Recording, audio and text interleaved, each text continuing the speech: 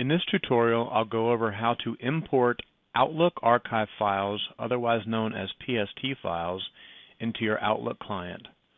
First, from within Outlook, select the File menu. From inside the File menu, choose Open and Export. From here, choose Open Outlook Data File. The default location for PST files is under your user profile, under My Documents, in a folder called Outlook Files. That said, Outlook files or archive files can be stored anywhere on your hard drive. In this tutorial, I will open my archive from 2015. Select the archive file and press OK.